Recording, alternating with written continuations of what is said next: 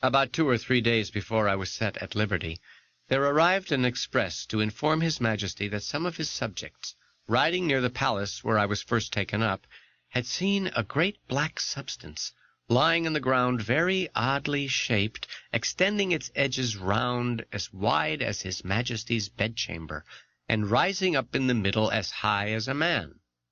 That it was no living creature, as they at first apprehended, for it lay on the grass without motion, and some of them had walked round it several times, that by mounting upon each other's shoulders they had got to the top, which was flat and even, and stamping upon it they found that it was hollow within, that they humbly conceived it might be something belonging to the Man-Mountain.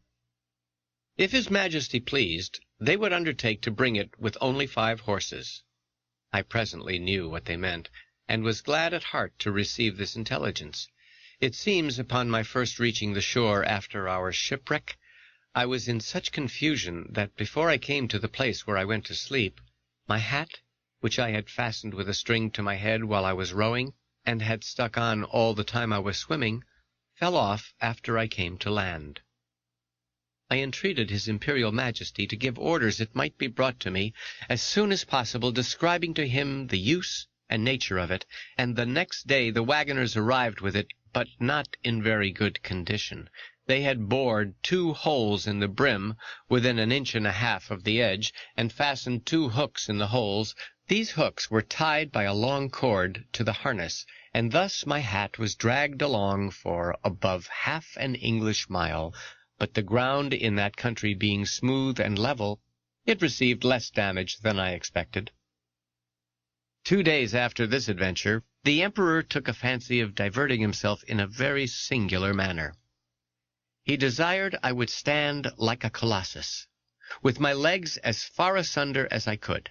He then commanded his general to draw up the troops in close order, and march them under me, the foot by 24 abreast, and the horse by 16, with drums beating, colors flying, and pikes advanced. This body consisted of 3,000 foot and 1,000 horse. His Majesty gave orders, upon pain of death, that every soldier in his march should observe the strictest decency with regard to my person. I had sent so many memorials and petitions for my liberty that His Majesty at length mentioned the matter first in the cabinet, and then in full council, where it was opposed by none, except Skyrish Bolgolam, who was pleased without any provocation to be my mortal enemy. But it was carried against him by the whole board and confirmed by the Emperor. Skyrish was at length persuaded to comply, but prevailed that the articles and conditions upon which I should be set free should be drawn up by himself. These articles were brought to me by Skyrish Bolgolam in person, attended by 2 under-secretaries and several persons of distinction. After they were read, I was demanded to swear the performance of them, first in the manner of my own country, and afterward in the method prescribed by their laws, which was to hold my right foot in my left hand, and to place the middle finger of my right hand on the crown of my head, and my thumb on the tip of my right ear.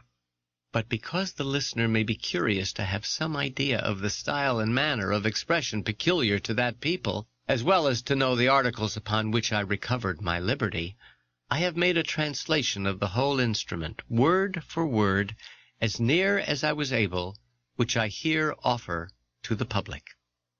Golbasto momorem ivlam gordilo shefin moli uli gue, most mighty Emperor of Lilliput, delight and terror of the universe, whose dominions extend 5,000 blustrays, about 12 miles in circumference, to the extremities of the globe, monarch of all monarchs, taller than the sons of men, whose feet press down to the center, and whose head strikes against the sun, at whose nod the princes of the earth shakes their knees, pleasant as the spring, comfortable as the summer, fruitful as autumn, dreadful as winter. His most sublime majesty proposes to Man-Mountain lately arrived at our celestial dominions, the following articles which, by a solemn oath, he shall be obliged to perform. 1. The Man-Mountain shall not depart from our dominions without our license under our great seal. 2. He shall not presume to come into our metropolis without our express order, at which time the inhabitants shall have 2 hours' warning to keep within doors. 3. The said Man-Mountain shall confine his walks to our principal high roads, and not offer to walk or lie down in a meadow or field of corn. 4. As he walks the said roads, he shall take the utmost care not to trample upon the bodies of any of our loving subjects, their horses or carriages, nor take any of our subjects into his hands without their own consent. 5. If an express requires extraordinary dispatch, the Man-Mountain shall be obliged to carry, in his pocket, the messenger and horse a 6 days' journey once in every moon, and return the said messenger back, if so required, safe to our imperial presence. 6. He shall be our ally against our enemies in the island of Blefuscu, and do his utmost to destroy their fleet, which is now preparing to invade us. 7. That the said Man-Mountain shall, at his time of leisure, be aiding and assisting to our workmen in helping to raise certain great stones towards covering the wall of the principal park and other royal buildings. 8. That the said Man-Mountain shall, in 2 moons' time, deliver in an exact survey of the circumference of our dominions by a computation of his own paces around the coast. Lastly, that upon his solemn oath to observe all the above articles, the said Man-Mountain shall have a daily allowance of meat and drink sufficient for the support of 1,724 of our subjects, with free access to our royal person and other marks of our favor. Given at our palace at Belfaboric, the 12th day of the 91st moon of our reign. I swore and subscribed to these articles with cheerfulness and content, although some of them were not so honorable as I could have wished, which proceeded wholly from the malice of Skyrish Apolgolam, the High Admiral, whereupon my chains were immediately unlocked, and I was at full liberty. The Emperor himself, in person, did me the honor to be by at the whole ceremony. The listener may please to observe that in the last article of the recovery of my liberty, the Emperor stipulates to allow me the quantity of meat and drink sufficient for the support of 1,724 Lilliputians. Some time after, asking a friend at court how they came to fix on that determined number, he told me that His Majesty's mathematicians, having taken the height of my body by the help of a quadrant, and finding it to exceed theirs in the proportion of 12 to 1, they concluded from the similarity of their bodies that mine must contain at least 1,724 of theirs, and consequently would require as much food as was necessary to support that number of Lilliputians. By which the listener may conceive an idea of the ingenuity of that people, as well as the prudent and exact economy of so great a prince. Liberty having been granted me, my first request was for permission to see Mildendo, the metropolis, which the Emperor readily allowed me, but with a special charge to do no hurt either to the inhabitants or their houses. The people had notice by proclamation of my design to visit the town. I stepped over the great western gate and passed very gently and sidelong through the 2 principal streets, only in my short waistcoat, for fear of damaging the rooks and eaves of the houses with the skirts of my coat. I walked with the utmost circumspection to avoid treading on any stragglers who might remain in the streets, although the orders were very strict that all people should keep in their houses at their own peril. The city is an exact square, each side of the wall being 500 feet long. The 2 great streets are 5 feet wide. The lanes and alleys, which I could not enter, but only viewed as I passed, are from 12 to 18 inches. The town is capable of holding 500,000 souls. The houses are from 3 to 5 stories, the shops and markets well provided. The emperor's palace is in the center of the city, where the 2 great streets meet.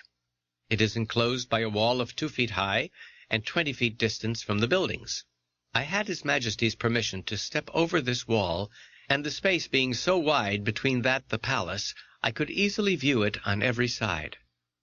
The outward court is a square of 40 feet, and includes 2 other courts.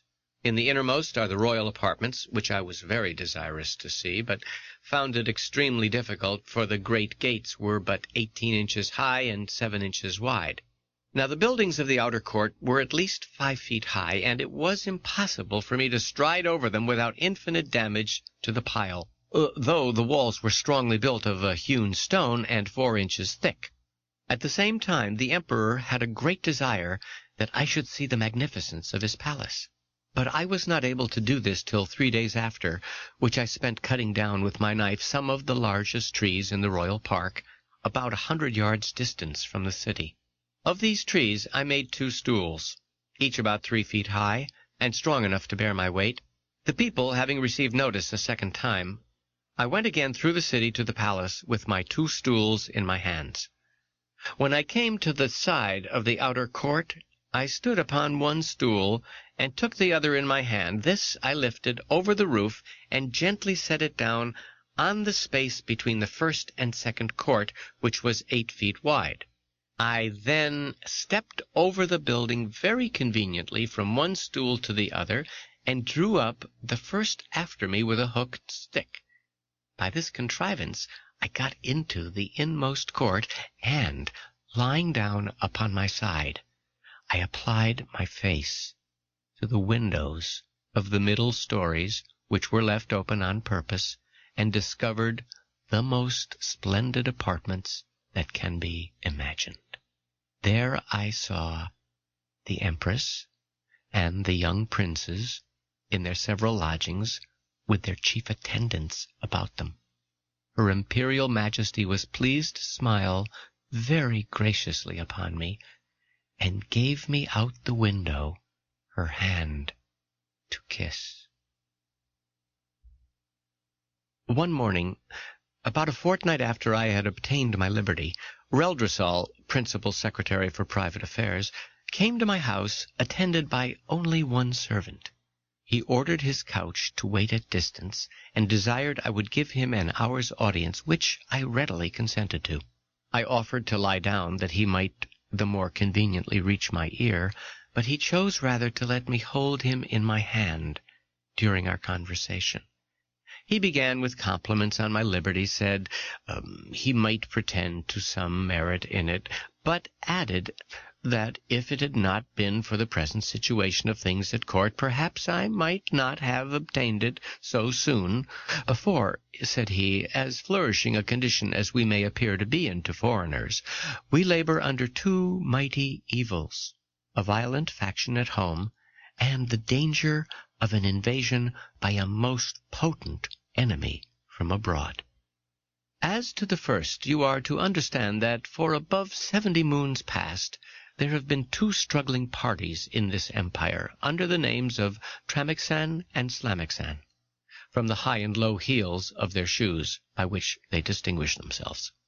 It is alleged, indeed, that the high heels are most agreeable to our ancient constitution, but, however this be, His Majesty has determined to make use of low heels in the administration of the government, and all offices in the gift of the crown, as you cannot but observe, and particularly that His Majesty's imperial heels are lower at least by a drur than any of his court.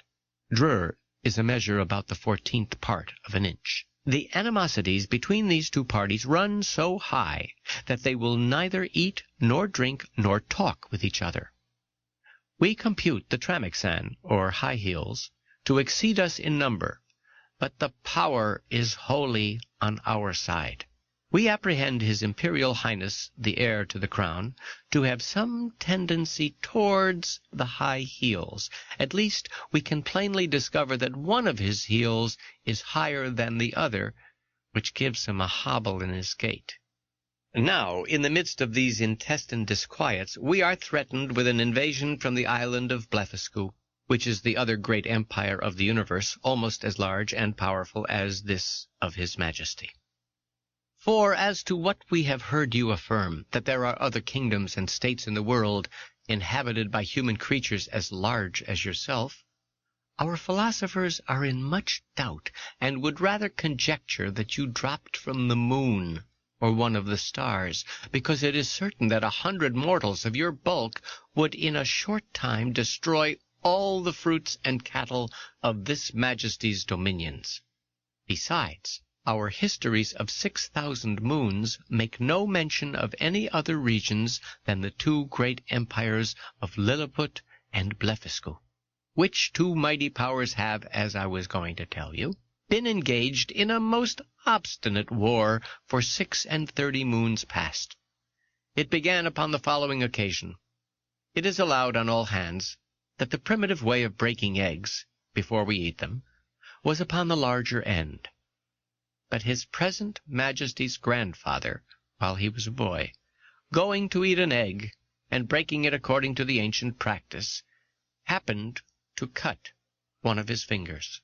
Whereupon the emperor his father published an edict commanding all his subjects upon great penalties to break the smaller end of their eggs. The people so highly resented this law that, our histories tell us, there have been 6 rebellions raised on that account, whereupon one emperor lost his life and another his crown. These civil commotions were constantly fomented by the monarchs of Blefuscu, and when they were quelled, the exiles always fled for refuge to that empire. It is computed that 11,000 persons have at several times suffered death rather than submit to break their eggs at the smaller end.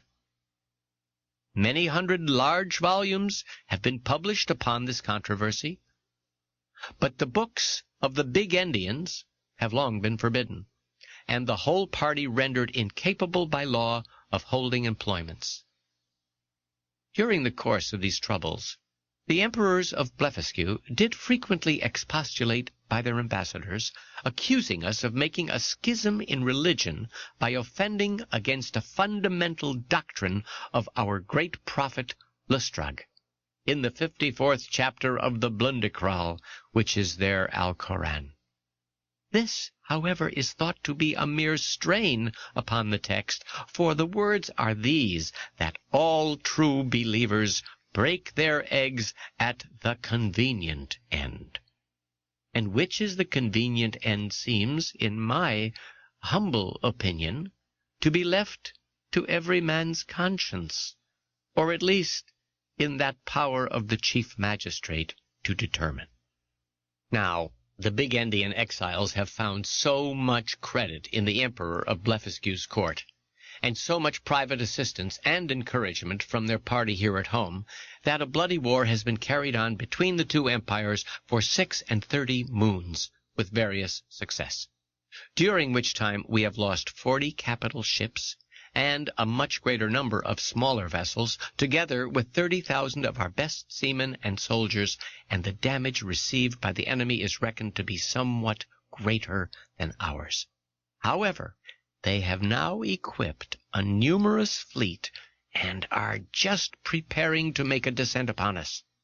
And His Imperial Majesty, placing confidence in your valor and strength, has commanded me to lay this account of his affairs before you. I desired the secretary to present my humble duty to the emperor, and to let him know that I thought it would not become me, who was a foreigner, to interfere with parties, but I was ready to defend his person and state against all invaders. Lilliput is part of a continent, but the empire of Blefuscu is an island situated to the northeast of the mainland, from which it is parted only by a channel of 800 yards wide. I had not yet seen it, and upon this notice of an intended invasion, I avoided appearing on that side of the coast for fear of being discovered by some of the enemy's ships, who had received no intelligence of me. I communicated to His Majesty a project I had formed of seizing the enemy's whole fleet, which, as our scouts assured us, lay at anchor in the harbor, ready to sail with the first fair wind. I consulted the most experienced seamen upon the depth of the channel, who told me that in the middle it was 70 glumgluffs deep, which is about 6 feet of European measure, and the rest of it 50 glumgluffs at most. I walked toward the northeast coast, over against Blefuscu, where, lying down behind a hillock, I took out my small perspective glass and viewed the enemy's fleet at anchor, consisting of about 50 men of war and a great number of transports. I then came back to my house and gave orders for a great quantity of the strongest cable and bars of iron. The cable was about as thick as pack-thread, and the bars of the length and size of a knitting needle. I trebled the cable to make it stronger, and for the same reason I twisted 3 of the iron bars together, bending the extremities into a hook.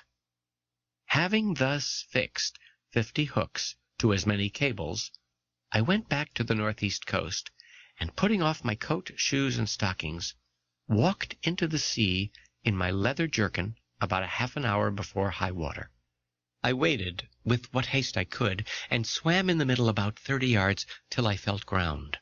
I arrived at the fleet in less than half an hour. The enemy was so frightened when they saw me that they leaped out of their ships and swam to shore, where there could not be fewer than 30,000 souls. I then took my taking, and fastening a hook to the hole at the prow of each, I tied all the cords together at the end. While I was thus employed, the enemy discharged several thousand arrows, many of which stuck in my hands and face, and gave me much disturbance in my work. My greatest apprehension was for mine eyes. I kept a pair of spectacles in a private pocket, and these I took out and fastened as strongly as I could upon my nose, and thus, armed, went on boldly with my work, in spite of the enemy's arrows, many of which struck against the glasses of my spectacles, but without any other effect. I had now fastened all the hooks, and taking the knot in my hand, began to pull, but not a ship would stir, for they were all fast held by their anchors, so that the boldest part of my enterprise remained. I therefore let go the cord, and leaving the hooks fixed to the ships, I resolutely cut with my knife the cables that fastened the anchors, receiving about 200 arrows in my face and hands.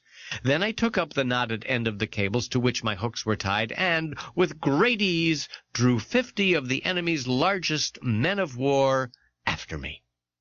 The Blefuscudians, who had not the least imagination of what I intended, were at first confounded with astonishment.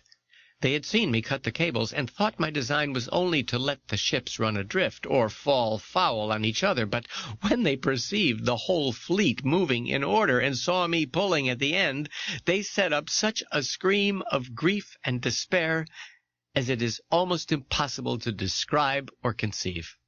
When I had got out of danger, I stopped to pick the arrows that stuck on my hands and face, and rubbed on some of the same ointment that was given me at my first arrival. I then took off my spectacles, waded through the middle with my cargo, and arrived safe at the royal port of Lilliput. The emperor and his whole court stood on the shore, expecting the issue of this great adventure. I came in a short time within hearing, and holding up the end of the cable by which the fleet was fastened, I cried in a loud voice, "Long live the most puissant king of Lilliput!" This great prince received me at my landing with all possible encomiums, and created me a nardac upon the spot, which is the highest title of honor among them. His Majesty desired I would take some other opportunity of bringing all the rest of his enemy's ships into his ports.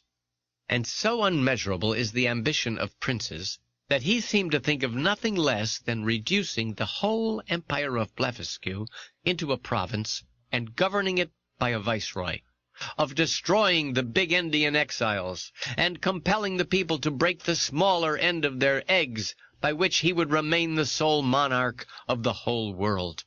But I endeavored to divert him from this design by many arguments drawn from the topics of policy as well as justice, and I plainly protested that I would never be an instrument of bringing a free and brave people into slavery. This open, bold declaration of mine was so opposite to the schemes and politics of His Imperial Majesty that he could never forgive me.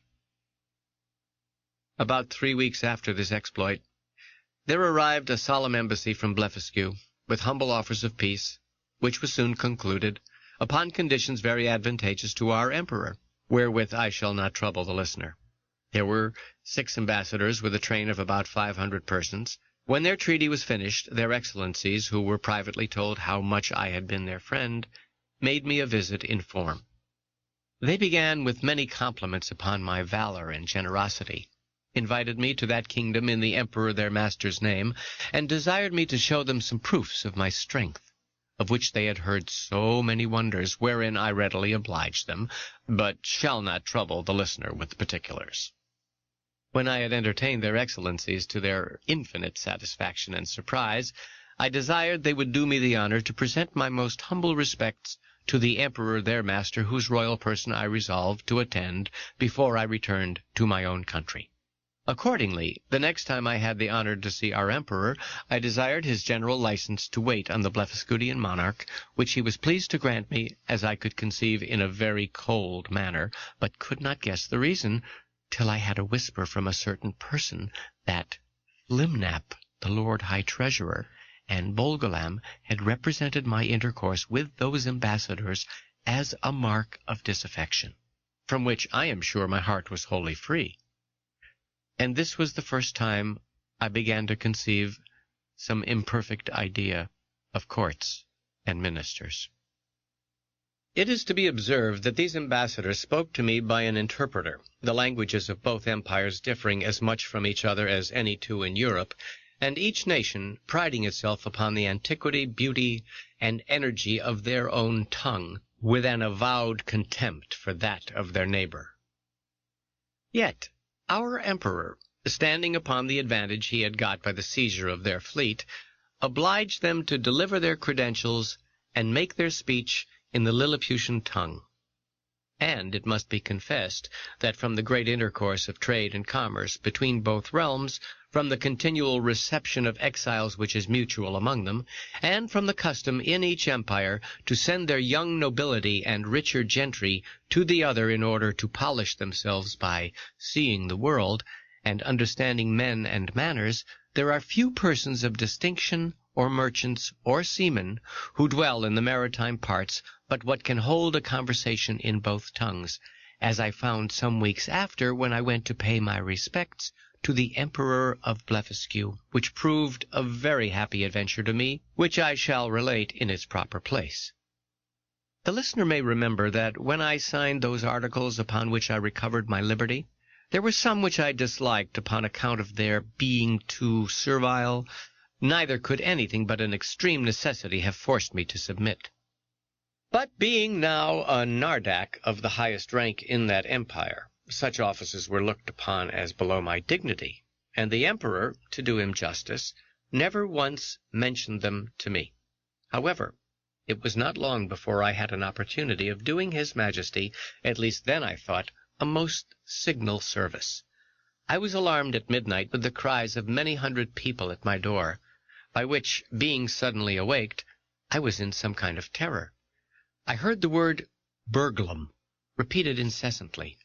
Several of the emperor's court, making their way through the crowd, entreated me to come immediately to the palace, where her imperial majesty's apartment was on fire.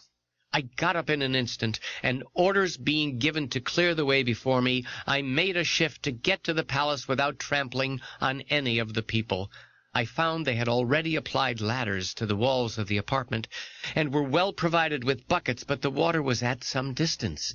These buckets were about the size of a large thimble, and the poor people supplied me with them as fast as they could, but the flame was so violent that they did little good. I might easily have stifled it with my coat, which I unfortunately left behind me for haste.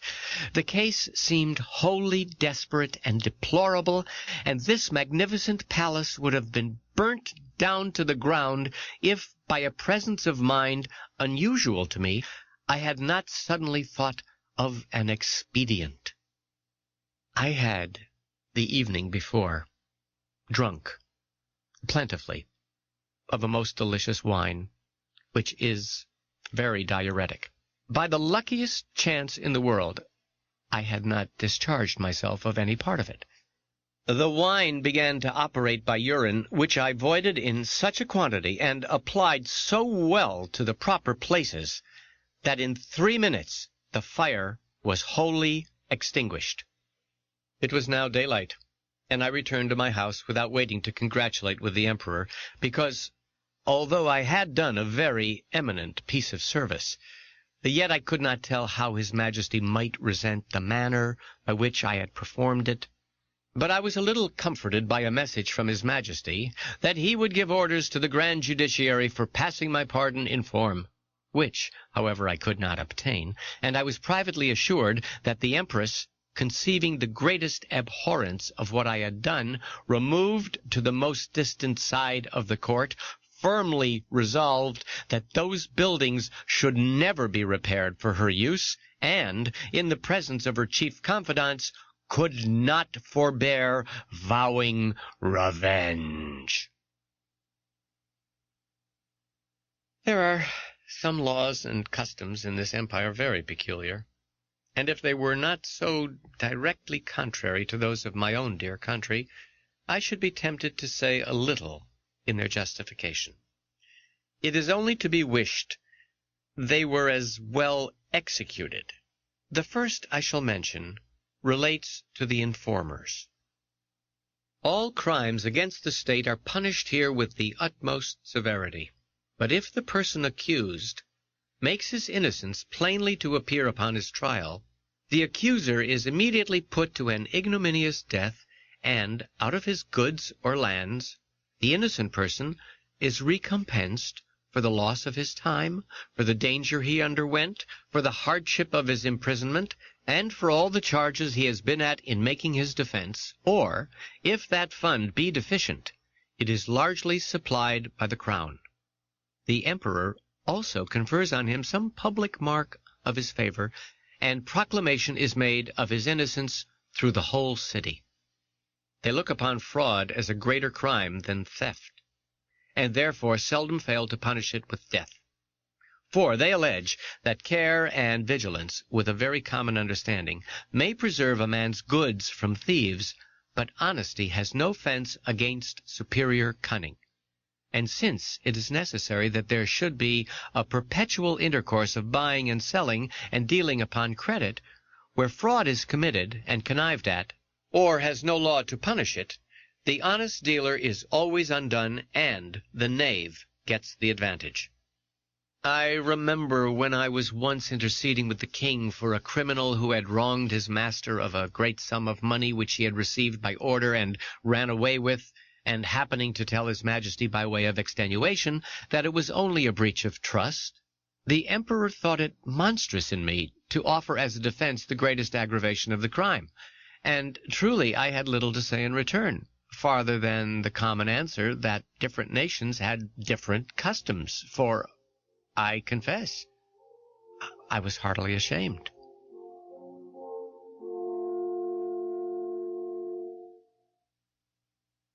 End of Side 2.